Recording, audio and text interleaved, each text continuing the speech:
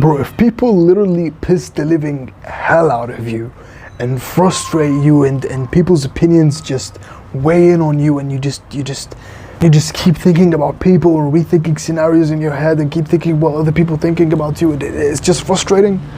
Watch this video. For most of my life, I used to always just get pissed off at the smallest things, like my brother making just the tiniest noise, or just even talking, or my mom or my dad just get pissed off and angry at everyone.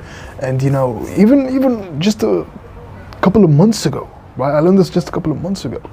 Like, I just used to get pissed off at people in school, and people not relating to me, and people just being idiots and being frustrating, and all these bullies and all these people hating on me. It was just, I just hated people.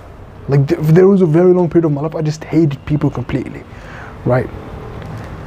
And I just had this idea that everyone is just an idiot, and just used to always get pissed off, right?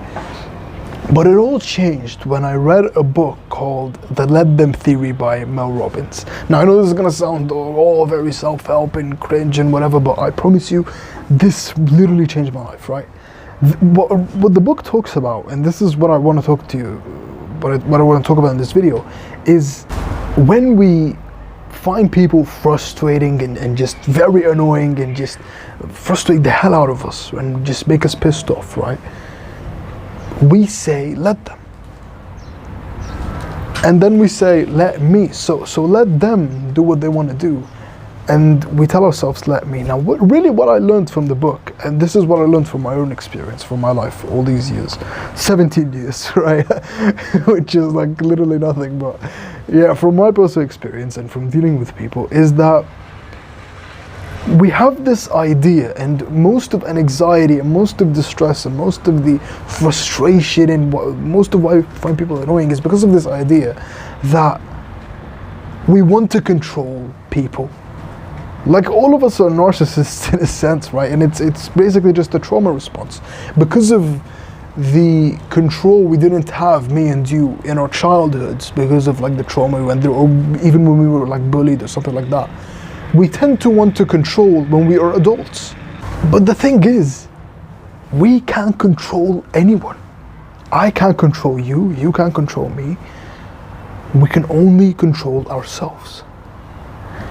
And I'm not gonna lie to you, like, even before I was recording this video, just a couple of minutes ago, there were like a couple of motorcycles and cars watching, because like, you know, my house is in front of like the main street, right?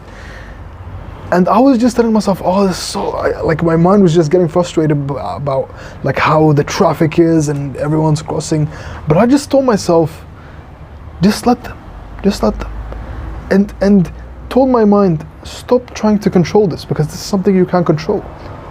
And right when I told myself that, and right when I observed that, it just all melted away, right?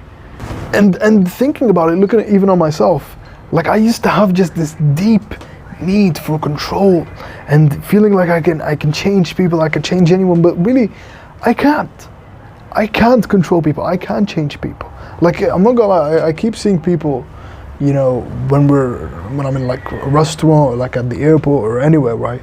I keep seeing people just arguing. Oh man, stop coughing. Like, if someone just like coughed or sneezed or did something annoying, like the person next to him would say, hey man, can you please stop freaking coughing or stop sneezing? But like, bro, you just can't control the person. Like, and there's another thing I want to say, known as Hanlon's razor. I use this a lot, and this really just calms me down completely. But basically, Hanlon's razor, it's a mental model from reasoning. Basically, it's never attribute to malice that which can be explained by stupidity. I got this from the book, The Great Mental Models, the first volume, General Thinking Concepts. Basically, what it means is, if someone does something that you find very annoying and very frustrating, instead of saying, oh, that person's trying to annoy me, or he's hating me, or he's envious of me, or wants to just annoy me, I'll just say, well, he's doing that because he's an idiot, or he's stupid, right? That's Hanlon's razor, and it's very powerful. And I use this a lot, like really the concept I'm trying to say is, like we only have one explanation for everything people do, and that is to annoy us and hate on us and to frustrate us and, you know, piss the hell out of us. But really, there are many other explanations to it. And very rarely is that the case. It's the case that people actually want to annoy you. It's always, there's always another explanation, right? And this is what I learned from studying psychology. Like, for example, when you know, someone shouts at me, like a teacher shouts, or like I hear like my dad shout at me, or someone shouts, right? Like what I would used to do, like a couple of years ago, is I would just like get really emotional, really sad. Sometimes I would even like get into my room and like straight up cry, right?